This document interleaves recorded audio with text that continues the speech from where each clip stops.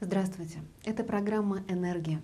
Мы рассказываем о людях одной из самых мирных профессий. Нет, они не строят дома, но без их труда в этих самых домах было бы не так тепло и уютно. О том, что под силу работникам этого подразделения открытого акционерного общества «Нейрингри Энергоремонт», рассказать на самом деле трудно. И дело не в том, что в ремонтно-механическом цехе 3 участка: по ремонту арматуры высокого и низкого давления, по ремонту станочного специального оборудования, а также участок подготовки производства. Просто разнообразие работ, выполняемых ими, впечатляет.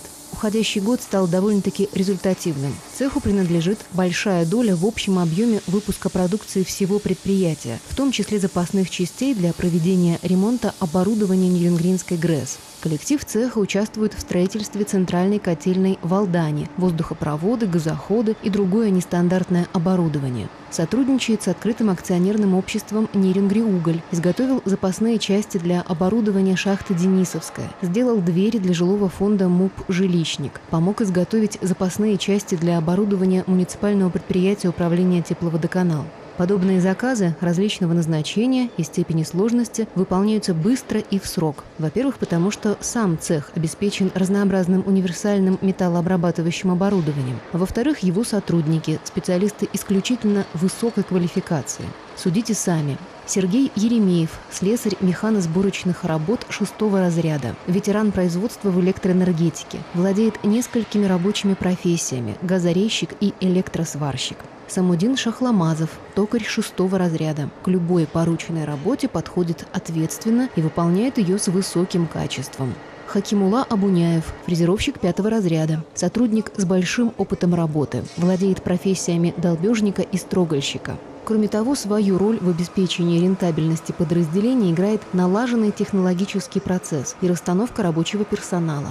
И это заслуга инженерно-технических работников ремонтно-механического цеха. Название пусконаладочного участка говорит само за себя. Его сотрудники выполняют пусконаладочные работы электрооборудования и оборудования ТАИ по всем объектам, на которых работает НЭР. Не один год участок, а с недавнего времени и открытое акционерное общество «Гидроэлектромонтаж» САХА возглавляет Сергей Михно. Мы в данный момент занимаемся новейшим оборудованием. Ветроустановкой занимаемся, это в поселок Текси на Крайнем Севере. Теперь пытаемся освоить возбуждение, вводим новейшее оборудование, микропроцессорное оборудование, все на базе компьютера. То есть любой процесс у нас управляется компьютером, на базе компьютера. Выходим в другие регионы, в Красноярск, уже пытаемся выйти. Теперь были предложения у нас в Монголии, там строят комплекс ГЭС. И перспектива ближайшего будет строиться каскад мини-ГЭС, который мы тоже будем осваивать и внедряться в эту, так сказать, структуру. География объектов, сданных специалистами пусконаладочного участка, представлена очень широко. Это работы на пуске Светлинской ГЭС на реке Вилюй, реконструкция газотурбинных установок номер 3 и 4 на Якутской ГРЭС, наладка подстанций Джибарики-Хая, Денисовская номер 52, Северная в Якутске, Нижнеякокитская в Тамоте. Между тем, весьма интересные стройки находятся и в нашем районе. Одним из объектов, на которых выполняем работы, пусконаладочный участок, это подстанция 110,6,3,6,6 киловольта Дежневская. Объект интересный, уже, в общем-то, находится где-то в стадии завершения. Оборудование современное, новое, то есть микропроцессорные защиты или газовые выключатели. Можно сказать, одна из самых современных подстанций в Якутии в целом. В коллективе участка трудятся профессиональные инженеры-наладчики: Сергей Кравченко, Олег Третьяков, Юрий Данилов. А фотографию Геннадия Леонова можно увидеть на доске почета предприятия. И это справедливо. Один из самых грамотных и опытных работников, он долго трудился сначала на комбинате «Индигир» золота, а последние 10 лет в НЭРе. В Нейрингри я приехал в 1996 году. До этого 12 лет отработал Вендигир золото. С первых же дней начал работать в ГЭМе, гидроэлектромонтаж, вместе с Андреем, со своими ребятами, которые... И Михно. Работа у нас интересная. Занимаемся и автоматикой, и кипом, и электроприводом, релейной защитой. Работы много, хватает. Работы у Геннадия Ивановича действительно немало. Он занимается наладкой мостовых кранов и экскаваторов, подстанций и гидроагрегатов, а еще автомобильных кранов, по приборам безопасности которых он каждый год проходит аттестацию в Москве. В настоящее время Геннадий Леонов работает на пусковом объекте участка подстанции Дежневская и одновременно делится опытом с молодым поколением наладчиков, только начинающим осваивать свое ремесло на практике. Предмет гордости поселка Энергетиков – уютный и компактный Дом культуры Якутия. Его сцена, а зрительные места и подавно, практически никогда не пустуют, разве только в дни каникул. Впрочем, новый сезон уже можно считать открытым, и небольшой коллектив творческих работников уже готов предложить жителям Серебряного Бора большую культурную программу. 5 октября прошел отборочный этап традиционного ежегодного конкурса «Семья года». Начался он, как водится, с выставки, подготовленной каждой семьей. Надо отметить, что добрая часть экспонатов до поднятия занавеса не дожила, но это тоже в лучших традициях конкурса. Действие продолжилось на сцене, и здесь не обошлось без нечистой силы. Но, несмотря на расхожее мнение, что муж и жена одна сатана, компания эта была разбавлена ангелом в роли ведущего. В последующих 3 турах конкурсанты представили свои визитные карточки, домашние задания на тему «Шахтерские профессии» и продемонстрировали таланты всех членов семьи. Очевидно, это тот редкий случай, когда дела семейные стали не только достоянием публики, но и предметом беспристрастного судейства жюри. Впрочем, стыдиться нечего. В зале все свои. Родственники, друзья и сослуживцы, в общем, болельщики. На сцене тоже исключительно домочадцы, правда, в новом амплуа и непривычном образе. И все же победители были определены. Первое место досталось семье Рычковых. Папа Алексей работает столяром, мама Светлана – воспитателем в детском саду. А второе – семье Ситниковых. Глава Вадим трудится машинистом-обходчиком на Нюрнбергской ГРЭС. Жена Мария работает в библиотеке. В каждой семье по 2 детей. Впереди городской этап конкурса «Семья года-2006», на котором представители Серебряного Бора будут защищать честь не только своей фамилии, но самого поселка Энергетиков. Судить о возрасте по числу промелькнувших лет. Ну а если ты полон бодрости, если любишь ты целый свет, если мир твой рисован красками, где отсутствует серый цвет, если ты не скудеешь ластами и мечтателем, как поэт.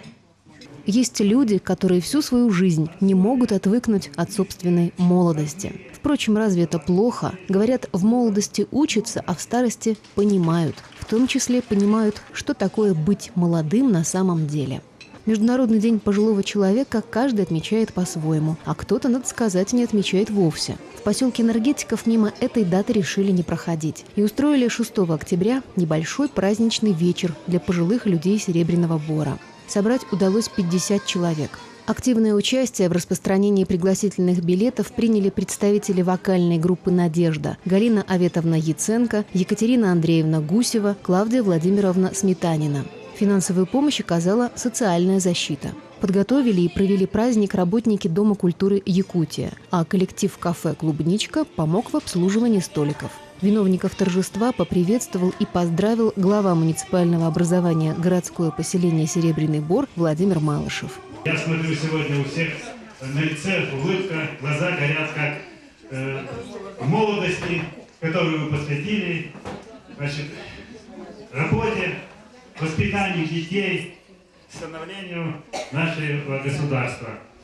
И поэтому сегодня мы собрались еще здесь, чтобы вы вспомнили свою молодость, пообщались, тряхнули, так сказать, стариной и набрались энергии на долгую зиму, которая у нас впереди. Организаторы вечера постарались удивить гостей не только щедрым застольем, но и хорошей концертной программой в исполнении танцевального коллектива «Экспромт», вокальной группы «Надежда», а также жительницы Серебряного Бора Людмилы Прошиной и работника Ниренгринской ГРЭС Олега Богомазова. Любимый в России праздник День автомобилиста на самом деле именуется Днем работников автомобильного транспорта и дорожного хозяйства. Последнее звучит, согласитесь, вызывающе. Отечественные трассы наводят на мысль, что либо хозяйство у нас внедорожное, либо дороги бесхозные. И максимум, что светит отечественным автолюбителям, это ямочный ремонт. На вечный вопрос «что делать?» ответ один – упражняться в водительском мастерстве. Вот как раз свое профессиональное мастерство и демонстрировали водители автотранспортных предприятий Ниренгринского района неделю назад. Этим мероприятием открылась целая декада, посвященная 110-летию автомобильного транспорта России. Для начала водители освежили в памяти святая святых, правила дорожного движения, а затем вышли на старт. Им предстояло пройти непростую трассу на автобусе ПАЗ, грузовом КАМАЗе и легковом ГАЗ-3110. Ниренгринская ГРЭС впервые выставила свою команду в подобных соревнованиях. Хотя следует отметить, что автотранспортный цех – подразделение с 30-летней историей, богатыми традициями и семейными династиями – Паньковых, Гладыш, Касьяновых, Стеховых. Коллектив, руководит которым Руслан Кананехин, помнит и заботится о своих пенсионерах. Подарки, поздравления, благодарственные письма будут без сомнения и в эти праздничные дни. Кроме того, судя по количеству сценических костюмов, сотрудники цеха помимо водительского мастерства в совершенстве овладели и актерским. Во всяком случае, они никогда не остаются в стороне от всевозможных городских и поселковых праздников и конкурсов. Но вернемся к дебютантам в этих соревнованиях. Все экипажи энергетиков показали отличные знания по правилам дорожного движения. Рифат Амиров на «Волге» прошел всю трассу со вторым результатом. Андрей Гурьянов в том же виде стал третьим. Болельщики тоже без дела не сидели. Поддерживали команды не только песней, но и нехитрым делом. В перетягивании автобуса они стали вторыми.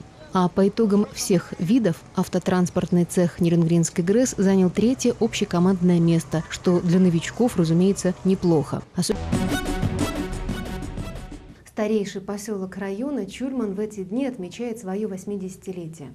Кстати, энергетика Южной Якутии тоже зарождалась именно здесь, почти полвека назад, вместе со строительством Чульманской ГРЭС, ныне ТЭЦ. За это время на предприятии образовалось немало трудовых династий – Серегиных, Нардиновых, Князевых, Рудых, Яценко, Соболевых. К этому юбилею самые достойные сотрудники предприятия были отмечены почетными грамотами. А между тем заместитель начальника цеха по теплотурбинному оборудованию Владимир Дорофеев стал ветераном труда акционерной компании «Якутскэнерго». Надеюсь, приятным сюрпризом для всех работников Чульманской ТЭЦ, особенно для ветеранов, будет не просто воспоминание, а целая минута далекого 1974 года. Нерюнгринское угольное месторождение в Якутии открыто недавно и разрабатываться только-только начинает. Энергию новому промышленному району поставляет Чульманская ГРЭС.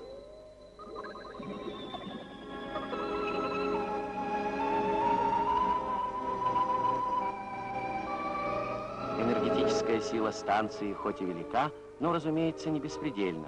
И если сейчас ресурсов на нужды добытчиков золота и угля хватает, то с вводом новых мощностей в Нерюнгри электричества уже не хватит.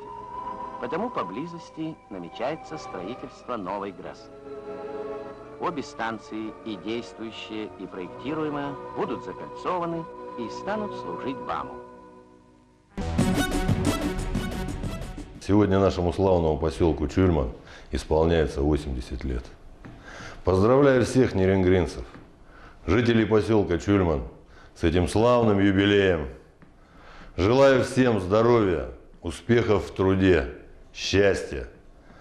Особенно поздравляю ветеранов, старожилов поселка Чульман. Они первые пришли сюда, на эту землю, открыли южные ворота нашей республики, проложили автомобильную дорогу, разработали месторождения, построили предприятия. Спасибо вам, дорогие ветераны. С праздником вас! Здоровья, успехов, счастья! Если Нерюнгри – это врата Южной Якутии, то Чульман – это врата Нерюнгри. Ведь именно он встречал всех людей, приезжавших в эти края, и был тем самым первым впечатлением о якутской земле.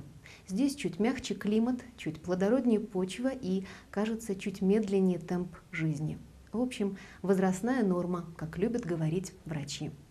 Подарок от коллектива энергетиков Нерюнгринской ГРЭС для всех чульманцев сразу после нашей программы. Смотрите фильм, подготовленный студией документального кино «Видеоряд» 5 лет тому назад, тогда еще к 75-летию поселка. А я, Татьяна Бакай, на этом с вами прощаюсь. Берегите не только себя. До встречи.